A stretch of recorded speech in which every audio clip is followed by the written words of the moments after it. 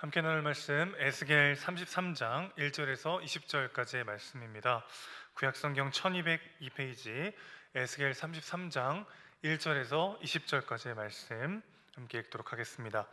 여호와의 말씀이 내게 임하여 이르시되 인자야 너는 내 민족에게 말하여 이르라 가령 내가 칼을 한 땅에 임하게 한다 하자 그 땅 백성이 자기들 가운데 하나를 택하여 파수꾼을 삼은 그 사람이 그 땅에 칼이 임함을 보고 나팔을 불어 백성에게 경고하되 그들이 나팔 소리를 듣고도 정신 차리지 아니하므로 그 임하는 칼에 제거함을 당하면 그 피가 자기의 머리로 돌아갈 것이라. 그가 경고를 받았던들 자기 생명을 보존하였을 것이나 나팔 소리를 듣고도 경고를 받지 아니하였으니 그 피가 자기에게로 돌아가리라. 그러나 칼이 임함을 파수꾼이 보고도 나팔을 불지 아니하여 백성에게 경고하지 아니하므로 그 중에 한 사람이 그 임하는 칼에 제거당하면 그는 자기 죄악으로 말미암아 제거되려니와 그 죄는 내가 파수꾼의 손에서 찾으리라.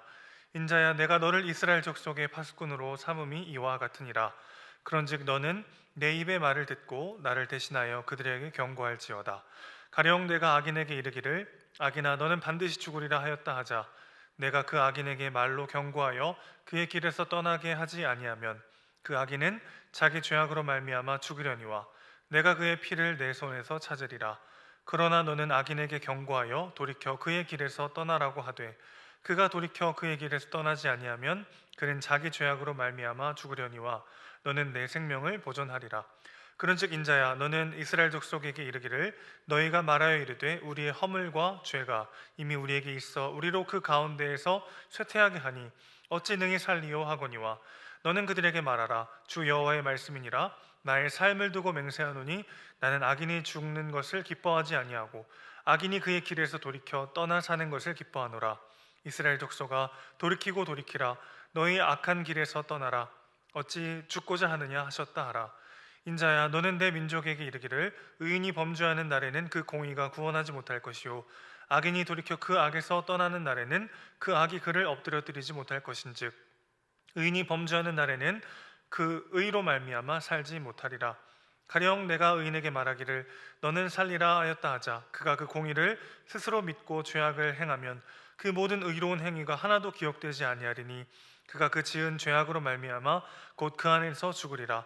가령 내가 악인에게 말하기를 너는 죽으리라 하였다 하자 그가 돌이켜 자기의 죄에서 떠나서 정의와 공의로 행하여 저당물을 도로 주며 강탈한 물건을 돌려보내고 생명의 율례를 지켜 행하여 죄악을 범하지 아니하면 그가 반드시 살고 죽지 아니할지라.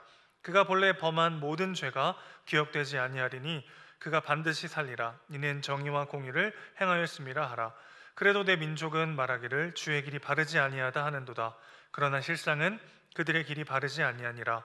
만일 의인이 돌이켜 그 공의에서 떠나 죄악을 범하면 그가 그 가운데서 죽을 것이고 만일 악인이 돌이켜 그 악에서 떠나 정의와 공의대로 행하면 그가 그로 말미암아 살리라. 그러나 너희가 이르기를 주의 길이 바르지 아니하다 하는도다. 이스라엘 족속아 나는 너희가 각기 행한 대로 심판하리라 하시니라. 아멘. 우리는 새벽 기도를 통해서 지난 작년 7월 10일부터 8월 31일까지 에스겔서를 묵상했었습니다. 오늘부터 33장을 시작으로 다시 에스겔서를 묵상하게 되는데요. 32장까지 묵상했던 때가 거의 1년 전이기 때문에 에스겔서의 앞부분의 내용을 간략하게 복습하고 본문으로 들어가도록 하겠습니다. 먼저 1장부터 3장에서는요 에스겔을 부르시는 하나님, 즉 에스겔의 소명에 대해서 다루고 있습니다. 그리고 4장부터 24장에는 유다에 대한 하나님의 심판의 메시지가 예언되어 있습니다. 그러니까 1장부터 24장까지는요 바벨론의 예루살렘 포위가 공격이 있기 5년 전 동안 에스겔이 하나님께 받은 말씀이 기록되어 있습니다. 이어지는 25장부터 32장은 주변 국가들에 대한 심판의 메시지를 다루고 있습니다. 그리고 오늘부터 다시 시작되는 33장부터 48장까지는요 유다의 회복에 대한 메시지가 이어지게 됩니다. 예루살렘 함락 이후에 16년 동안의 기간을 다루게 되는데 그러니까 이 에스겔서가 에스겔의 소명과 그리고 유다에 대한 심판, 그리고 열방에 대한 심판에 이어서 유다의 회복에 대한 내용으로 이어지게 되는데, 그 시작점이 바로 오늘 본문인 에스겔 33장이 되겠습니다. 자, 그런데 에스겔 3장에서 에스겔을 이스라엘의 파수꾼으로 하나님께서 세우셨는데요, 오늘 본문에서 다시 한번 그에게 파수꾼의 역할에 대해서 말씀하고 계십니다. 단순 반복인 것 같지만 시대적인 배경이 달라졌습니다. 3장은 예루살렘 함락 전이었지만 33장이 기록될 시점은요, 예루살렘이 바벨론에 의해 멸망당한 때였습니다. 이미 바벨론의 포로로 잡혀와 있던 이스라엘 백성들에게 하나님의 거룩한 도성인 예루살렘 성의 함락은 엄청난 절망과 낙심을 안겨주었습니다. 이런 시대적 배경 속에서 에스겔은 다시 한번 파수꾼으로 세워지게 된 것이죠. 또 한 가지 에스겔이 일반적인 당시 파수꾼과 다른 점이 있습니다. 파수꾼은 보통 백성들이 세우죠. 그런데 에스겔을 파수꾼으로 세우신 분은 바로 여호와 하나님이십니다. 동시에 파수꾼인 에스겔이 백성들에게 경고해 주어야 하는 적군은 바로 여호와 하나님이셨습니다. 그러니까 여호와 하나님께서 직접 에스겔을 파수꾼으로 세우셨는데, 에스겔이 백성에게 경고해야 할 적군, 대상은 바로 여호와 하나님이었다는 거죠. 지금 여호와 하나님의 칼이 자신의 백성인 이스라엘을 향하고 있는 것입니다. 어떻게 이런 일이 벌어지게 됐을까요? 이것은 이스라엘 백성들의 착각과 관련이 있는데, 속칭 우리는 선민이다, 우리는 아브라함의 후손이다라고 하는 선민 사상이 그들에게 있었습니다. 자신들은 언약 백성이기 때문에 행위와 상관없이 무조건적인 언약의 혜택을 받는다라고 그들은 착각했던 것이죠. 오늘 본문 읽지 않았지만 본문 뒤에 나오는 24절을 보시면요, 아브라함은 오직 한 사람이라도 이 땅을 기업으로 얻었나니 우리가 많은즉 더욱 이 땅을 우리에게 기업으로 주신 것이 되느니라, 이런 말씀이 있습니다. 그러니까 아브라함의 후손인 우리가 하나님의 축복을 받고 이 땅도 유업으로 받을 것이라고 하는 믿음이 이스라엘 백성들 가운데 있었다는 것이죠. 그들이 뭐 죄를 행했건 그들이 아무리 나쁜 짓을 했던 그거와 상관없이 그들이 아브라함의 후손이기 때문에 하나님이 아브라함에게 이 땅을 주셨듯이 우리에게도 이 땅을 유업으로 주실 것이라고 하는 믿음이 그들에게 있었다는 것입니다. 그들은요, 바벨론에게 침략을 당해서 많은 사람들이 포로로 잡혀간 상황에서도 자신들은 그들과 다르다라고 여기기 시작했습니다. 자신들은 사로잡혀가지 않고 계속해서 예루살렘에 살 수 있을 것이라고 주장하고 있었습니다. 그러면서 그들은 이렇게 말했어요. 17절 상반절 보시면 주의 길이 바르지 아니하다, 이렇게 이야기하고 있습니다. 한마디로 하나님이 일관성 없으신 분이다, 이렇게 말하고 있는 것입니다. 만약에 예루살렘이 멸망한다면, 그렇다면 하나님께서 아브라함과 이삭과 야곱에게 하셨던 그 언약은 어떻게 되는 것인가?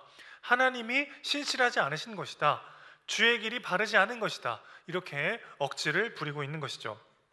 그러나 실상은 전혀 달랐습니다. 17절 하반절 말씀처럼 사실은 하나님이 아니라 그들의 길이 바르지 않았던 것이죠. 그들은 가나안 사람들과 다를 바 없이 우상 숭배에 빠져서 스스로를 그리고 그 땅을 더럽혔습니다. 원래 하나님께서 가나안 사람들을 가나안 땅에서 몰아내신 이유는 무엇이었습니까? 이스라엘 백성들에게 살 곳을 마련해 주시기 위해서 멀쩡히 잘 살고 있는 사람들을 내어 쫓으신 것이 아니었습니다. 가나안 사람들이 하나님 보시기에 가증한 일을 행하고 그 땅을 더럽혔기 때문에 이스라엘 백성들을 사용하셔서 가나안 민족들을 몰아내셨던 것이죠. 마찬가지로 이스라엘 백성들이 우상을 숭배하고 가증한 죄로 인해서 그 땅을 더럽히자 하나님은 다른 열방 나라들을 통해서 이스라엘을 가나안 땅에서 쫓아내셨던 것입니다. 하지만 고대인들은 이 전쟁을 신들의 전쟁이라고 믿었습니다. 그래서 이스라엘 백성들은 여호와 하나님께서 바벨론의 신에게 진리가 없다, 그렇게 믿으면서 예루살렘은 멸망하지 않을 것이다, 이렇게 여기고 있었던 것이죠. 그런데 주전 587년 바벨론에 의해서 예루살렘이 함락되었습니다. 그래서 혼란에 빠져가지고 하나님의 길이 바르지 않다, 하나님이 일관성이 없다, 이렇게 말하고 있는 것이죠. 그런 백성들에게 하나님은 이스라엘이 자신들의 죄로 인해서 바벨론에게 멸망당했음을 말씀하고 계십니다. 또한 바벨론은 하나님의 도구일 뿐이라는 것을 강조하고 계시죠. 하나님의 심판이 임해서 예루살렘이 멸망한 것이지 바벨론의 신에게 하나님이 주신 것이 아니라는 것입니다. 오늘 본문에서 나오는 또 한 가지 이스라엘 백성들의 착각이 있는데요, 그것은 현실이 너무 절망적이기 때문에 회복하기엔 너무 늦었다라고 하는 착각입니다. 10절 말씀 보실까요? 죄가 이미 우리에게 있어 우리로 그 가운데에서 쇠퇴하게 하니 어찌 능히 살리요, 이렇게 고백하는 무리들이 있었습니다. 바벨론은 이스라엘을 3차에 걸쳐서 침공하는데 1, 2차 침공 때 많은 이스라엘 백성들이 바벨론으로 끌려가게 됩니다. 그들은 다시 이스라엘로 돌아갈 날을 기다리고 있었습니다. 그런데 예루살렘이 멸망했다라고 하는 소식을 듣고 절망에 빠지게 되죠. 그래서 그들은 더 이상 자신들에겐 소망이 없다고 여기고 절망하고 있었습니다. 회복하기에는 너무 늦어버렸다는 것이죠. 바벨론으로 잡혀온 이스라엘 백성들은 자신들의 죄가 이미 너무 커가지고 하나님께 심판받았기 때문에 이제 누가 자신들을 건져줄 수 있겠는가 하는 좌절과 절망으로 가득 차 있었습니다. 그래서 그들은 에스겔이 전해주는 하나님의 말씀을 듣기는 했지만 진정으로 믿고 그대로 행하지는 않았습니다. 삶의 소망과 동력을 잃어버린 그들에게 하나님은 회복의 메시지를 선포하고 계십니다. 11절을 다시 한번 읽어보겠습니다. 너는 그들에게 말하라. 주 여호와의 말씀이니라. 나의 삶을 두고 맹세하노니 나는 악인이 죽는 것을 기뻐하지 아니하고 악인이 그의 길에서 돌이켜 떠나 사는 것을 기뻐하노라. 이스라엘 족속아 돌이키고 돌이키라. 너희 악한 길에서 떠나라. 어찌 죽고자 하느냐 하셨다 하라. 자, 11절에서 말씀하고 계신 것은 무엇인가요?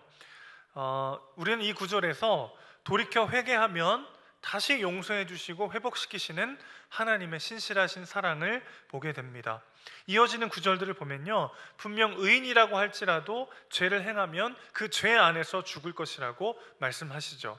아브라함의 혈통적 후손이기 때문에 그 어떤 죄악에도 불구하고 구원받는 것이 아니라 자신들의 죄로 인해서 의인이라 할지라도 죽임당할 수 있다, 심판받을 수 있다라는 것을 말씀하고 계십니다. 그러나 반대로 죄로 인해 심판당하여 죽음이 가까우고 있다 할지라도 돌이켜서 회개하면 하나님은 다시 지난 죄를 기억하지 않으시고 회복시켜 주신다고 약속하고 계신 것입니다. 악인이라 할지라도 하나님이 그들을 향한 뜻은 그들의 멸망과 죽음이 아니라 돌이켜 회개할 때 회복함을 얻게 하는 것이 하나님의 뜻이라는 것을 강조하고 계신 것이죠.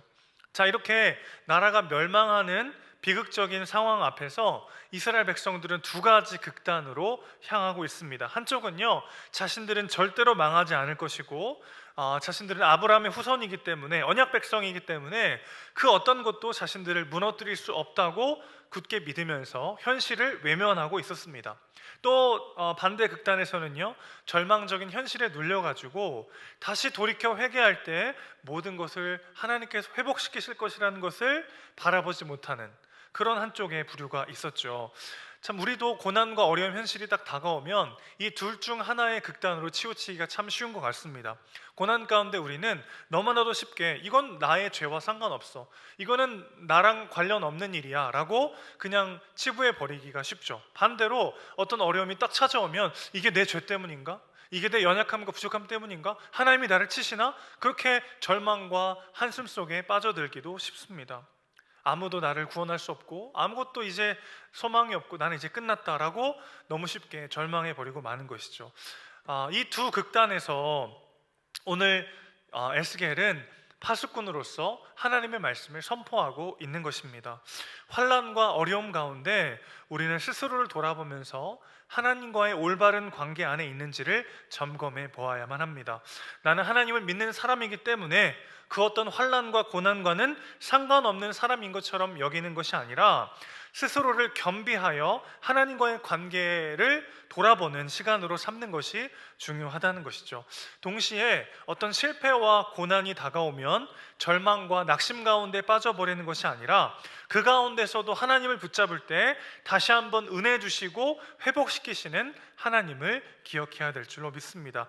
이것이 예루살렘의 멸망 가운데에서도 이스라엘 백성들에게 하나님께서 주신 뜻이요 말씀이었던 것이죠. 하나님의 말씀은 고난 가운데 이 양극단으로 치우치기 쉬운 우리의 마음을 지켜줍니다. 나는 이미 구원받았으니까 문제없어 이렇게 여기면서 방종으로 빠지지 않도록 우리를 깨어있게 하죠. 또한 실패와 어려움 가운데 너무 늦어버리는 것이 아닌가, 아무도 나를 이제 회복시킬 수 없고 내 인생이 너무 두려움과 절망 가운데 빠져버리기 쉬운 그 상황 속에서 우리는 다시 한번 하나님께서 내 인생을 회복시키시고 일으키실 것이라는 믿음으로 일어설 수 있게 되는 것입니다.